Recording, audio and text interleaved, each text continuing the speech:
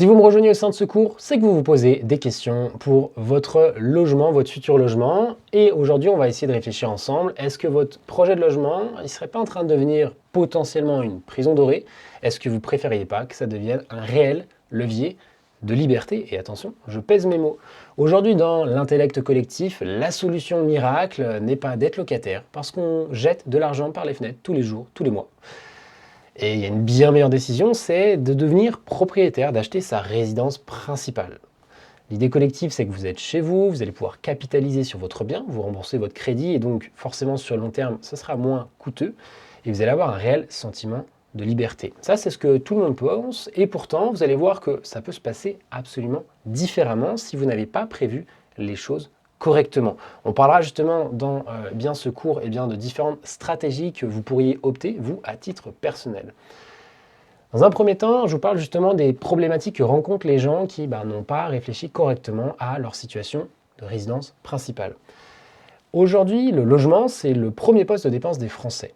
27% de votre budget, de notre budget à tous, est consacré au logement. Je vais vous parler même d'une anecdote personnelle, vous allez voir, c'est encore pire. Donc c'est une moyenne, ça dépend de combien vous gagnez, quel est le type de logement que vous avez, que vous soyez locataire ou propriétaire, tout le monde est pris en compte là-dedans. Ce sont des chiffres de l'INSEE, donc c'est quelque chose de sérieux, c'est pas un article à l'arrache sur Internet. Et qu'est-ce qu'on voit depuis 84, depuis 40 années? Ce budget ne fait que d'augmenter. Donc même les propriétaires en France qui ont un crédit, qui payent des charges, des taxes foncières, l'entretien de leur logement, ils sentent une forme de pression financière. Ils se posent la question, mais est-ce que j'ai bien fait d'acheter ou pas? Alors qu'à la base, ce rêve français d'avoir sa résidence principale, peut-être sa maison, c'est de pouvoir un jour respirer financièrement. Et en fait, ce sera que dans de nombreuses années quand on n'aura plus de crédit à payer. Et donc moi, je pose la question avec tous les gens que j'échange, mais c'était quoi votre stratégie? Et en fait, je me rends compte que personne n'avait réellement réfléchi à une stratégie. Personne n'avait vraiment anticipé ce budget, juste réfléchi à combien je peux emprunter. Du coup, ils sont partis au max, bref. Et donc, à terme, ils se posent la question, mais est-ce que c'était pas mieux avant, quand j'étais locataire? Parce que j'avais un sentiment de flexibilité, je pouvais partir quand je voulais. Voilà. Dans les deux cas, il y a des points positifs et des points négatifs, c'est évident. Le deuxième point que j'ai noté avec les personnes avec qui j'échange, c'est la notion de mobilité. Aujourd'hui, on sait, on ne vit plus comme nos grands-parents. On a un monde qui évolue beaucoup plus vite. Nous aussi, on évolue au cours de notre vie. Notre situation professionnelle, on peut être muté. Des fois, on a des opportunités de poste, de carrière. Notre situation familiale, elle évolue constamment. Je suis célibataire, je vais peut-être me retrouver demain en couple. Mon logement doit s'agrandir pour mes enfants. Peut-être que je vais me séparer et je vais rétrécir tout ça parce que ça me coûte trop cher. Dans votre vie personnelle, vous avez peut-être aussi envie de changement, de nouveautés, ainsi de suite. Alors que faire un crédit sur 20-25 ans aujourd'hui, ça vous engage justement sur le long terme et souvent ça fait peur. Ça fait peur et ça empêche de passer à l'action. Ou alors quand on est dans son logement, le troisième point, et qu'on a peut-être pris une mauvaise décision immobilière justement, il y a une forme de sentiment de regret qui apparaît. Parce que peut-être que si on vend maintenant, on a fait trop de travaux, les frais de notaire, on va peut-être perdre quelques dizaines de milliers d'euros, peut-être parfois dans certaines situations des centaines de milliers d'euros quand on a acheté une maison trop grosse. C'est pas ce que je vous souhaite. Et on perd du coup plusieurs décennies. Décennies d'épargne qu'on avait mis du temps à accumuler et puis peut-être pour le prochain projet. D'ailleurs, c'est certainement pour cela, moi je le dis, je l'ai écrit, j'ai l'impression qu'il y a beaucoup de gens qui n'osent tout simplement pas passer à l'action pour ces problématiques-là. Et c'est ok, c'est normal, c'est logique en fait. Parce que l'avenir, si on ne l'a pas conçu d'une manière, je ne dis pas intelligente parce qu'il n'y a pas de... Mais si on n'a pas justement essayé d'anticiper un petit peu ce qui peut se passer, d'anticiper ces problématiques-là, forcément on va se retrouver coincé et on n'a pas envie de faire d'erreur. Moi, ce que je vous souhaite, c'est de vous retrouver dans une situation qui soit confortable, pas que votre logement devienne une prison dorée. Donc là, je le dis avec le sourire, j'ai cette fameuse petite image, pour redonner un petit peu de sourire à cette vidéo, à ce cours quand même. Merci ChatGPT pour cette fameuse prison dorée, mais si aujourd'hui vous achetez sans réelle stratégie, vous pouvez littéralement vous retrouver enfermé dans votre bien qui était censé vous apporter ce sentiment de liberté. Et c'est pas ce que souhaite... on a 54 ou 56% des ménages en France qui ont acheté leur résidence principale. C'est pas ce qu'on leur souhaite, ok? On va parler justement après de stratégie. Dans un premier temps, on va s'accorder justement à mon parcours. Pourquoi je vous partage ça? C'est parce que moi aussi, je l'ai vécu, cette situation d'enfermement, et j'ai réfléchi justement à une situation totalement différente pour me sentir mieux, bien plus à l'aise dans mes baskets. Qui est-ce que je suis? Moi, je m'appelle Valentin, Valentin voisin, le voisin de tout le monde. Je prenais un petit peu des vannes au collège et au lycée là-dessus. 2016, CDI, je bosse dans le sport, je suis locataire, comme monsieur tout le monde. En 2017, je vais réaliser mon premier investissement locatif, pas locatif, pardon, n'importe quoi. Mon premier investissement, je vais acheter ma résidence principale. On associe, moi le premier, c'est un lapsus, investissement à locatif. Alors que acheter sa résidence principale, c'est aussi un investissement, on va en reparler après. J'achète, je ne sais pas trop comment, je ne sais pas trop pourquoi, mais on me dit de le faire. Ma mère, mes grands-parents, tout le monde a acheté leur résidence principale. Donc je fais pareil, je copie le schéma collectif. Et là, je suis propriétaire. Et je me dis, mais ça me coûte plus cher qu'avant. Quand j'étais locataire dans un petit appartement un peu pourri, oui, il était pourri, mais ça me coûtait beaucoup moins cher que propriétaire avec toutes ces charges, ces taxes et ainsi de suite. J'avais mal pris en compte ces calculs. Oui, au niveau de la banque, je pouvais rembourser mon crédit sans problème. Mais mon crédit, c'est quoi? C'est 30-35%. Vous avez vu le coût du logement à 27%? Mon crédit était déjà plus cher que ça. Et après, il y a le reste à vivre qui diminue. J'ai un salaire. Et en fait, la totalité des charges de mon logement avec l'eau et l'électricité, ça représente la moitié de mon salaire. Et je le dis avec le sourire, mais je suis gêné quand je dis ça. Parce que je ne pensais pas que j'allais faire une aussi grosse connerie. Je me sentais coincé si je voulais quitter mon travail. Est-ce que je pouvais le vendre? Est-ce que je pouvais changer de travail facilement? J'avais trop de charges, cette pression financière, ce regret d'avoir acheté tout ce que je vous partage. En fait, moi, je l'ai vécu à titre personnel. Et j'en perds le sourire. En 2020, je vais virer tout ce qu'il y a dans mon garage. J'avais un garage en bas de l'immeuble. Je vais tout virer, je vais mettre dans ma cave et je vais louer mon garage. Je vais avoir 75 € par mois. Vous allez me dire, oui, mais c'est pas avec ça que je vais quitter mon travail. Non, évidemment non. Je ne vais pas quitter mon travail avec 75 €. Mais par contre, la réalité, c'est que ces 75 €, ils m'étaient donnés par le locataire sans que je travaille, sans que j'y passe du temps. Et dans ma tête, ça a fait un déclic, un réel déclic. Et je me suis dit, mais bordel. Oui, on a des influenceurs sur Internet qui peut-être disent n'importe quoi avec leur rentier de l'immobilier. Mais il n'empêche qu'il y a peut-être moyen de se faire un petit peu de blé grâce à ça, et j'ai pas peur de le dire, de l'argent. On est en France, oui, les gens n'aiment pas parler d'argent, mais c'est une réalité. Aujourd'hui, les temps sont un petit peu plus durs que ceux de nos grands-parents. Et donc, on doit trouver des solutions alternatives. J'ai loué ce garage, puis je l'ai vendu. Je l'ai vendu, j'ai l'acte notarial ici à 15 000 €. Bon, j'ai récupéré du cash pour faire autre chose à côté. Après, j'ai pris un colocataire dans une chambre. Ça m'a permis d'avoir, justement, de respirer plus. Je l'ai loué en Airbnb. J'ai fait plein de tests sur ce bien, puis je l'ai vendu et plus tard, j'en ai acheté un autre. Et j'ai longtemps réfléchi à ce projet-là. Le problème, en fait, c'était pas forcément le bien. Je ne l'ai pas forcément mal acheté parce que j'ai vu que je pouvais créer de la valeur, optimiser des choses au sein de cet appartement.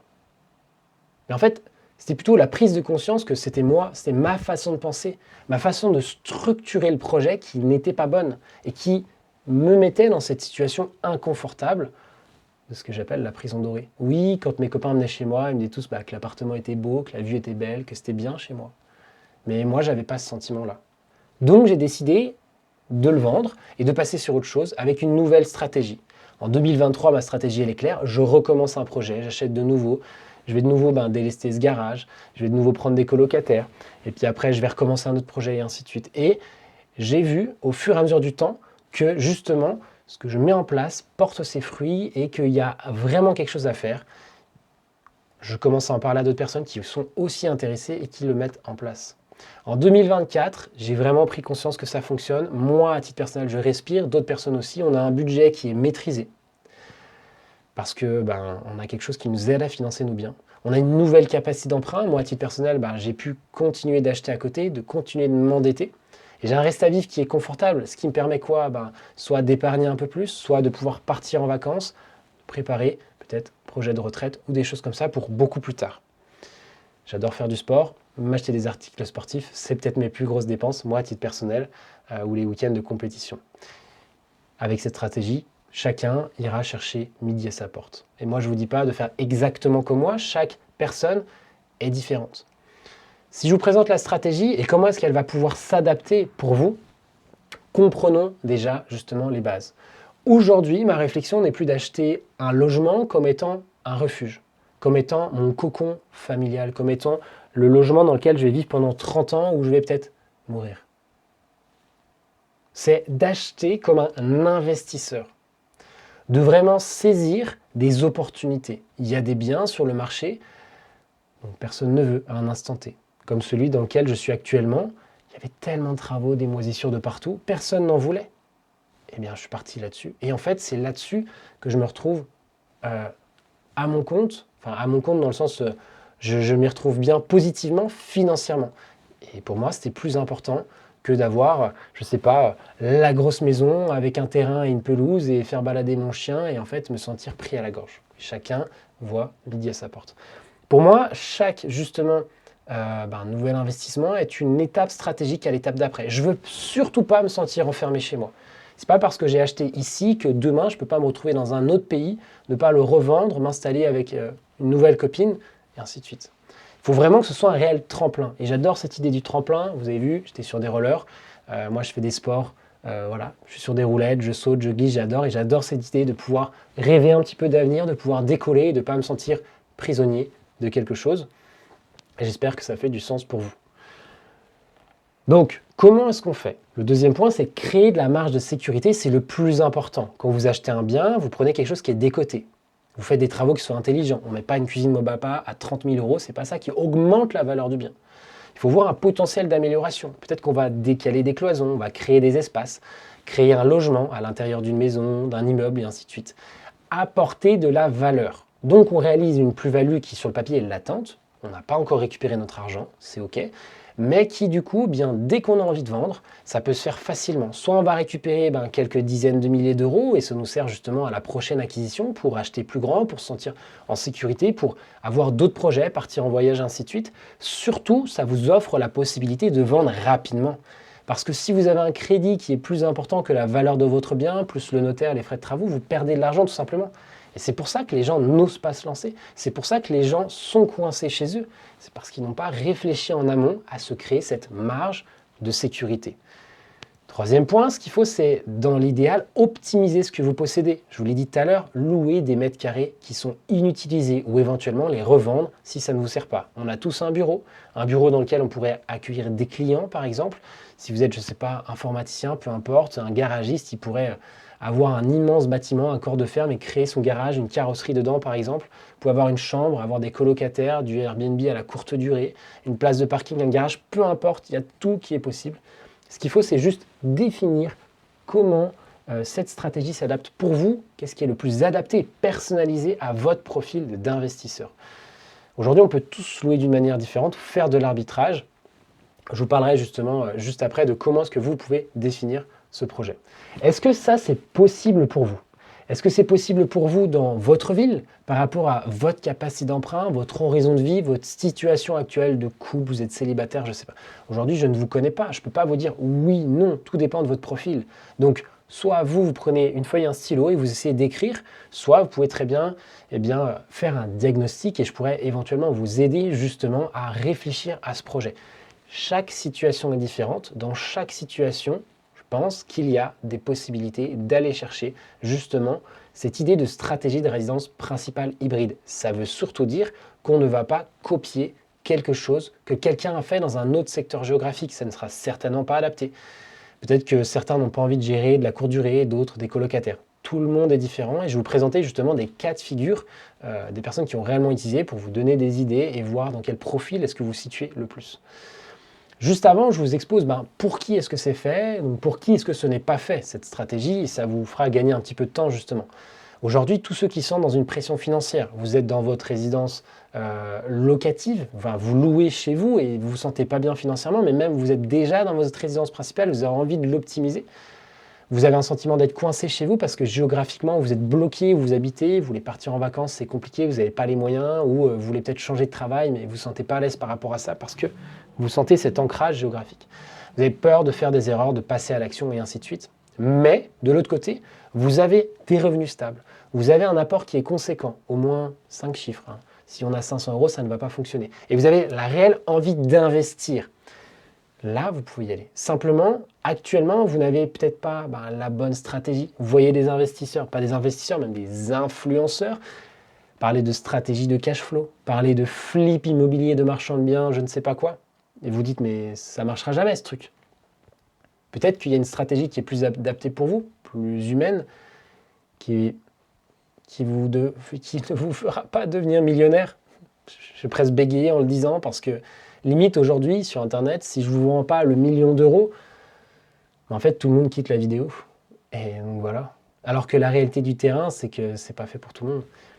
Cette stratégie que vous pouvez construire, elle peut être mise pour tout le monde. Elle ne va pas changer votre vie du jour au lendemain. Vous n'allez pas quitter votre travail, mais elle va peut-être vous apporter justement cette respiration dont je parle depuis tout à l'heure.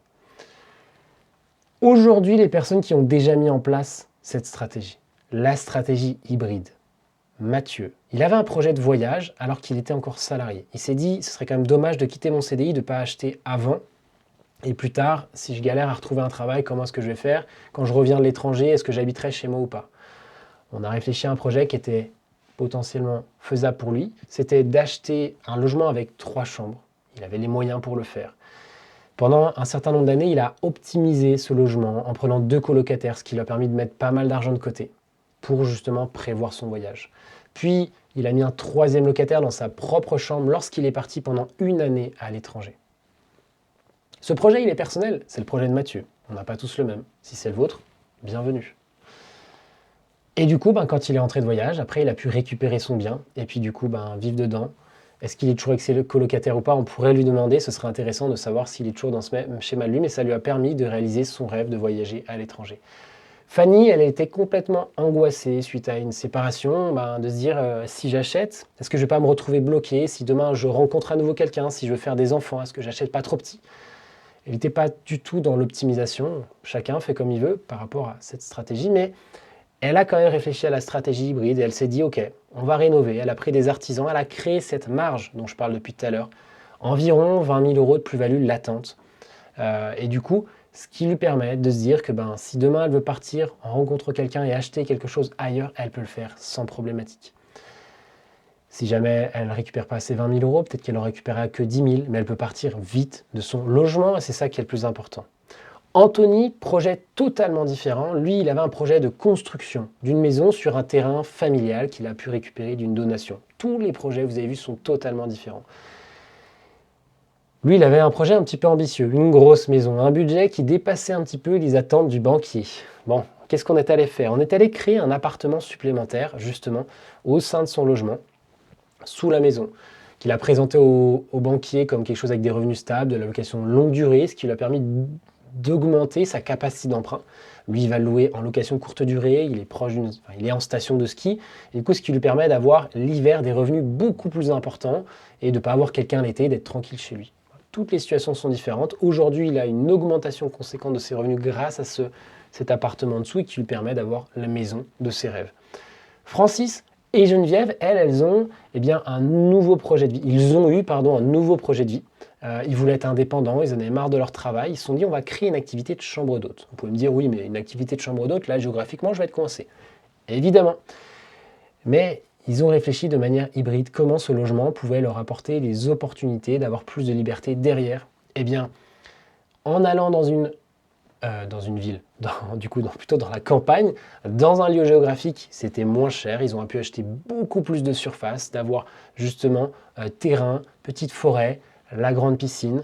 Pendant une période, c'est-à-dire une période de saison, ils vont recevoir du monde à domicile, travailler justement dans l'activité, mais indépendante. Ils travaillent à leur rythme quand ils le veulent. Ils arrêtent leur saison quand ils le veulent. Et du coup, à la suite, ils disposent de beaucoup plus de temps pour s'occuper, dans leur temps libre, peut-être d'aller en vacances, de s'occuper de leurs petits-enfants, et ainsi de suite. Toutes les situations sont différentes. Il y en a encore d'autres, potentiellement. Aujourd'hui, si c'est quelque chose qui vous intéresse, je vous invite justement, comme je disais tout à l'heure, à réserver un diagnostic de résidence principale hybride, RPH. Je vous le dis tout de suite, moi je ne vous propose pas une formation générique, vous l'avez compris, avec un copier-coller où tout le monde fait la même chose. On analyse votre situation, on essaie de comprendre d'où est-ce que vous partez, de comprendre votre trajectoire d'investisseur. Est-ce que c'est pertinent pour vous ou pas de faire cette stratégie RPH? Parce qu'il y a des gens pour qui ce n'est pas possible. Cet entretien, il est 100% offert, il est sans engagement, je n'ai rien à vous vendre dans cet appel. Simplement, à la suite de cet échange, je veux m'assurer que vous savez si vous devez acheter maintenant ou attendre. Ne pas se précipiter. Est-ce que cette stratégie elle est adaptée à votre situation ou pas? Et quelles erreurs vous devez absolument éviter? Donc je réponds à vos questions pour votre projet personnel. Si vous avez envie d'aller plus loin, vous pouvez me poser des questions sur comment j'accompagne les gens, mais on verra ça dans un deuxième rendez-vous plus tard. Dans un premier temps, on s'occupe de vous, de votre projet, parce que ça ne sert à rien de vous parler de ce que je propose en accompagnement si vous-même, vous n'êtes pas au clair avec votre situation personnelle. Vous avez un lien dans la description, vous cliquez dessus, c'est moi qui vous reçois en appel personnellement. Et voilà, c'est tout. Donc passez une bonne fin de journée, à bientôt, c'était Valentin pour la stratégie RPH. Ciao!